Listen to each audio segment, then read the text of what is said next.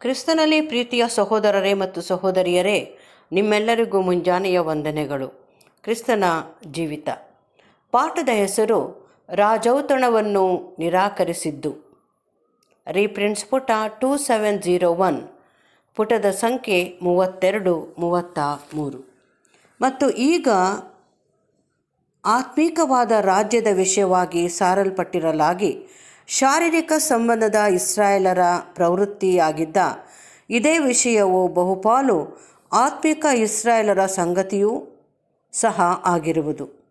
ಜೀವಿತದಲ್ಲಿ ವಾಸ್ತವವಾಗಿ ಹಾಗೂ ಅಕ್ಷರಶಃ ನಡೆಯುತ್ತಿರುವ ಸಂಗತಿಗಳು ಎನ್ನಲಾದವುಗಳಿಗೆ ತಮ್ಮ ಗಮನವೆಲ್ಲವನ್ನೂ ನೀಡುವುದು ಅಗತ್ಯವಿರುವುದೆಂದು ಹಲವರು ಭಾವಿಸಿರುವಂತೆ ತೋರುವುದು. ಈ ಪ್ರಪಂಚದ ಸಂಗತಿಗಳಿಗೆ ಹೊಂದಿಕೊಂಡು ಹೋಗುವುದು ಮತ್ತು ಅದರಲ್ಲಿ ಅವರು ಒಬ್ಬರಾಗಿರುವಂಥದ್ದು ಅವರಿಗೆ ಬೇಕಿರುವುದು. ಅಲ್ಲದೆ ಸಾಮಾಜಿಕ ಹಾಗೂ ಲೌಕಿಕ ವಿಷಯಗಳಲ್ಲಿ ಇಂಥ ಆಸಕ್ತಿ ಹೊಂದಿರುವುದು ಕ್ರಿಸ್ತನೊಂದಿಗೆ ಸಹಬಾಧ್ಯರಾಗಿ ಆ 1000 ವರ್ಷದ ಭವ್ಯವಾದ ಆಳ್ವಿಕೆಯಲ್ಲಿ ಭಾಗವಹಿಸುವ ಸಲುವಾದ ದೇವರ ಕರೆಯುವಿಕೆಗೆ ಸ್ಪಂದಿಸಲು, ಅಂದರೆ ಮಹಾ ಔತಣದ ಕರೆಯಾದಂಥ ಉನ್ನತ ಸ್ಥಾನದ ಕರೆಗೆ ಸ್ಪಂದಿಸಲು ಒಂದು ದೊಡ್ಡ ತೊಡಕು ಆಗುವುದೆಂಬುದನ್ನು ಅವರು ಕಂಡುಕೊಂಡಿರುವುದು. ಹೌದು, ಈ ಮಾತಿನ ಒಂದು ಅರ್ಥದಲ್ಲಿ ಇದೆಲ್ಲವೂ ಸರಿಯಾಗಿರುವುದು. ಏಕೆಂದರೆ ಇದು ಆ ವರ್ಗವನ್ನು ಕೇವಲ ರಾಜ್ಯದಿಂದ ಹೊರಗಿರುವಂತೆ ಮಾಡುವುದು. ಆ ವರ್ಗವು ಇದರಲ್ಲಿರಬೇಕೆಂಬುದನ್ನು ಕರ್ತನೂ ಸಹ ಬಯಸುವುದಿಲ್ಲ. ಅಲ್ಲದೆ ಅದು ಇದರಲ್ಲಿ ಸೇರಿ ಬಂದದ್ದೆಯಾದಲ್ಲಿ ಅದನ್ನು ನಂತರದಲ್ಲಿ ಬೇರ್ಪಡಿಸುವ ಅಗತ್ಯವಾಗುವುದು. ದೇವರು ಅನೇಕರನ್ನು ಈ ಔತಣಕ್ಕೆ ಕರೆದಿರುವನಾದರೂ ಎಲ್ಲ ಸೌಭಾಗ್ಯಗಳಿಗಿಂತಲೂ ಅತ್ಯುತ್ತಮವೆಂದು ಇದರ ಬಗ್ಗೆ ಮನನ ಮಾಡಿಕೊಂಡವರಾಗಿ ಇದರಲ್ಲಿ ಪಾಲು ತೆಗೆದುಕೊಳ್ಳಲು ಬೇರೆ ಎಲ್ಲ ಸಂಗತಿಗಳನ್ನು ತ್ಯಜಿಸುವ ಮನಸ್ಸುಳ್ಳವರನ್ನು ಮಾತ್ರ ಆತನು ಹುಡುಕುತ್ತಿರುವನು. ಸಾಮ್ಯದಲ್ಲಿ ವಿವರಿಸಿರುವಂತೆ ನಮ್ಮ ಕರ್ತನು ಸೇವಾ ಅವಧಿಯ ಮೊದಲನೆಯ ವರ್ಷವನ್ನು ಸೂಚಿಸುವ ಔತಣದ ಮೊದಲನೆಯ ಕರೆಯುವಿಕೆಯನ್ನು ವಿಶೇಷವಾಗಿ ಶಾಸ್ತ್ರಿಗಳ, ಫರಿಸಾಯರ ಹಾಗೂ ಧರ್ಮೋಪದೇಶಕರ ಆಸಕ್ತಿಯನ್ನು ಸೆಳೆಯುವ ನಿಟ್ಟಿನಲ್ಲಿ ನೀಡಲಾಗಿತ್ತು. ಇವರು ಆ ಜನಾಂಗದವರಲ್ಲಿ ಪ್ರಮುಖರಾದ ಮನುಷ್ಯರಾಗಿದ್ದರು. ಅಲ್ಲದೆ ಅವರು ಮೋಶೆಯ ಪೀಠದಲ್ಲಿ ಕುಳಿತಿರುವವರಾಗಿ ವಾಸ್ತವದಲ್ಲಿ ಆ ಜನಾಂಗವನ್ನು ಪೂರ್ಣವಾಗಿ ಪ್ರತಿನಿಧಿಸುತ್ತಿರುವರೆಂದು ನಮ್ಮ ಕರ್ತನು ಹೇಳಿದ್ದನು. ಇವರಿಂದ ಕರೆಯು ನಿರಾಕರಿಸಲ್ಪಡುವಂಥದ್ದು. ಆ ಜನಾಂಗವು ಇದನ್ನು ಪೂರ್ಣವಾಗಿ ನಿರಾಕರಿಸಿದರೆಂಬ ಅರ್ಥ ಬರುವುದು. ಹೀಗೆ ನಮ್ಮ ಕರ್ತನು ಆ ಕಾಲದಲ್ಲಿದ್ದ ಯಾಜಕ ವರ್ಗದವರ ಎದುರಿಗೆ ತಾನು ಮೆಸ್ಸಿಯನಾಗಿರುವನೆಂಬುದರ ಪ್ರಮಾಣವನ್ನು ತೋರಿಸಿಕೊಡಲು ಜಾಗರೂಕತೆ ವಹಿಸಿದ್ದನು. ದೃಷ್ಟಾಂತವಾಗಿ ಹೇಳುವುದಾದರೆ 10 ಮಂದಿ ಕುಷ್ಠರೋಗಿಗಳನ್ನು ಗುಣಪಡಿಸಿದಾಗ ಆತನು ಯಾರಿಗೂ ಇದನ್ನು ಹೇಳದೆ ಅವರು ಹೋಗಿ ಯಾಜಕರಿಗೆ ಮಾತ್ರ ತೋರಿಸಿಕೊಳ್ಳುವಂತೆ ಆಜ್ಞಾಪಿಸಿದ್ದುದು. ಹೀಗೆ ಇತರರಿಗಿಂತಲೂ ವಿಶೇಷವಾಗಿ ಯಾಜಕ ವರ್ಗದವರಿಗೆ ನಮ್ಮ ಕರ್ತನ ಅದ್ಭುತ ಕಾರ್ಯದ ಬಗ್ಗೆ ತಿಳಿಸಲಾಗಿತ್ತು. ಹೀಗಾಗಿ ಅವರು ಇತರರಿಗಿಂತಲೂ ಬಹು ವಿಶೇಷವಾಗಿ ಔತಣಕ್ಕೆ ಕರೆಯಿಸಿಕೊಂಡಿದ್ದರು. ಹೇಗಿದ್ದರೂ ಇಸ್ರಾಯೇಲರ ಪ್ರಮುಖ ಪ್ರತಿನಿಧಿಗಳು ಕರೆಯನ್ನು ಅಂಗೀಕರಿಸಲು ಸಿದ್ಧರಿಲ್ಲವೆಂಬ ಅಂಶವು ಇದಕ್ಕೆ ಅಡ್ಡಿಯಾಗಲು ಬಿಟ್ಟಿರಲಿಲ್ಲ. ಅಲ್ಲದೆ ನಮ್ಮ ಕರ್ತನು ನಂತರದಲ್ಲಿ ತನ್ನ ಶಿಷ್ಯರ ಮೂಲಕವಾಗಿ ಮತ್ತೊಂದು ವರ್ಗದವರಿಗೆ ಕರೆ ನೀಡುವುದನ್ನು ಮುಂದುವರಿಸಿದನು.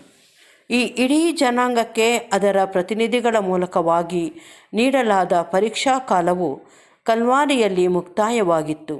ಅಥವಾ ವಾಸ್ತವದಲ್ಲಿ ಕಲ್ವಾರಿಯ ಮರಣಕ್ಕೆ 5 ದಿನಗಳ ಹಿಂದೆಯೇ ನಮ್ಮ ಕರ್ತನು ಕತ್ತೆಯ ಮೇಲೆ ಕುಳಿತವನಾಗಿ ಬಂದು ಯೆರೂಸಲೇಮಿನ ವಿಷಯವಾಗಿ ಅಳುತ್ತಾ, ಯೆರೂಸಲೇಮೇ, ಯೆರೂಸಲೇಮೇ, ಪ್ರವಾದಿಗಳ ಪ್ರಾಣ ತೆಗೆಯುವವಳೇ, ದೇವರು ನಿನ್ನ ಬಳಿಗೆ ಕಳುಹಿಸಿಕೊಟ್ಟವನನ್ನು ಕಲ್ಲೆಸೆದು ಕೊಲ್ಲುವವಳೇ, ಕೋಳಿ ತನ್ನ ಮರಿಗಳನ್ನು ರೆಕ್ಕೆಗಳ ಕೆಳಗೆ ಕೂಡಿಸಿಕೊಳ್ಳುವಂತೆ ನಿನ್ನ ಮಕ್ಕಳನ್ನು ಕೂಡಿಸಿಕೊಳ್ಳುವುದಕ್ಕೆ ನನಗೆ ಎಷ್ಟೋ ಸಾರಿ ಮನಸ್ಸಿತ್ತು, ಆದರೆ ನಿಮಗೆ ಮನಸ್ಸಿಲ್ಲದೆ ಹೋಯಿತು. ನೋಡಿರಿ, ನಿಮ್ಮ ಆಲಯವು ನಿಮಗೆ ಬರಿದಾಗಿ ಬಿಟ್ಟಿದೆ ಎಂದು ಹೇಳುವಲ್ಲಿ ಅದು ಮುಕ್ತಾಯವಾಗಿತ್ತು. ನೀವು ಒಂದು ಜನರಾಗಿ ಮಹಾ ಔತಣಕ್ಕೆ ನೀಡಿದ ದೇವರ ಕರೆಯನ್ನು ನಿರಾಕರಿಸಿಬಿಟ್ಟಿದ್ದೀರಿ. ಒಂದು ಜನಾಂಗವಾಗಿ ನೀವು ಅದನ್ನು ರುಚಿ ನೋಡಲು ಸಾಧ್ಯವಾಗದು. ಹೀಗಿದ್ದರೂ ಆ ರಾಜ್ಯದ ಸೌಭಾಗ್ಯಗಳಿಗೆ ಆ ಇಡೀ ಜನಾಂಗವು ಅನರ್ಹವೆಂಬುದು ಪ್ರಮಾಣಿಸಲ್ಪಟ್ಟ ನಂತರ ದೇವರ ವಾಗ್ದಾನದ ಉದ್ದೇಶಾನುಸಾರ ದೇವರು ಪ್ರವಾದಿಗಳ ಮೂಲಕವಾಗಿ ಆ ಜನಾಂಗದ ಹಲವಾರು ವ್ಯಕ್ತಿಗಳಿಗೆ ಕರುಣೆ ತೋರುವುದನ್ನು ಮುಂದುವರಿಸಿದ್ದನು.